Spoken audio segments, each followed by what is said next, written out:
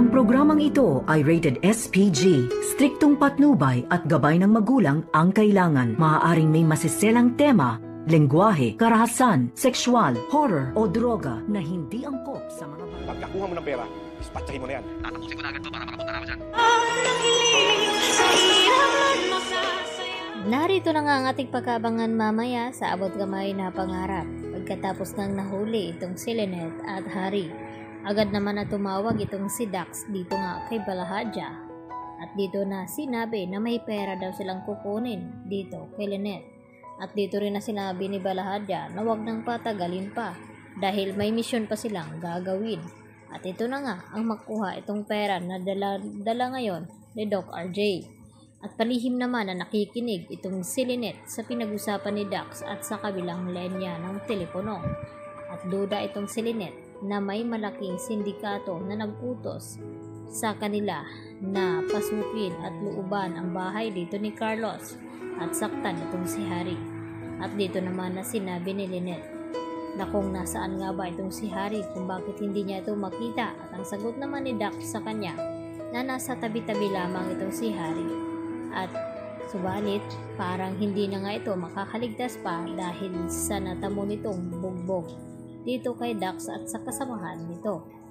Samantala, pinadala na nga dito kina RJ at Giselle at naabutan nga ni Annalyn itong video na binubuhusan nga ng tubig itong si Don Pepe.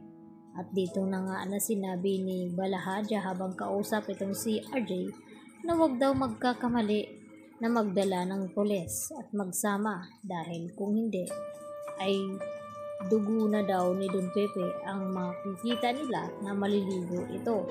At dito naman na sinabi ni RJ na hawak na daw niya ang malaking pera at kung saan daw sila magkikita. Dito naman na sinabi ni Balahadja na itatawag na lamang niya kung saan lugar sila magkikita ni RJ.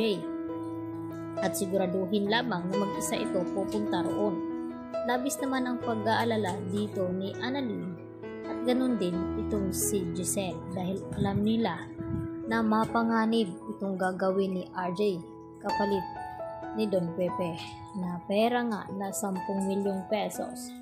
At tuwang-tuwa naman itong si Moira habang nakikinig sa pinag-usapan ni RJ at Balahadja dahil lang sa ganon ay mapagkapirahan pa nila ang matanda bago nila tapusin dahil wala naman talaga silang balak na pakawalan ito dahil baka sasabit itong si Moira at masabi sa kanila ang sikreto na pinanghawakan nga dito ng matanda, lalo na itong sikreto ni Zoe.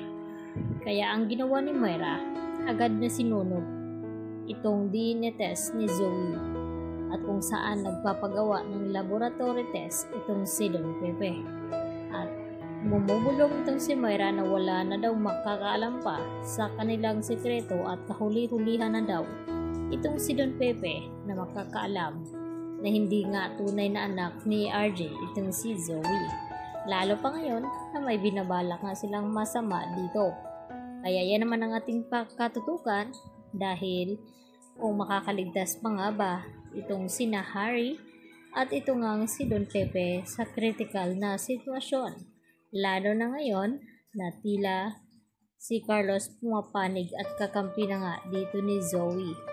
At pinagsasabihan pa itong si Annalyn na sana daw hindi makakarating kay Lynette na nagsabuatan itong si Carlos at Zoe. At dito naman na sinabi ni Annalyn kay Carlos na hindi siya titigil hanggat hindi niya malalaman ang buong katotohanan dito kay Carlos at Zoe kung ano nga ba ang koneksyon nito sa isa't isa. Yan ang ating pakaabangan mamaya mga Lodi. Dito lamang yan sa Abot Kamay na Pangarap.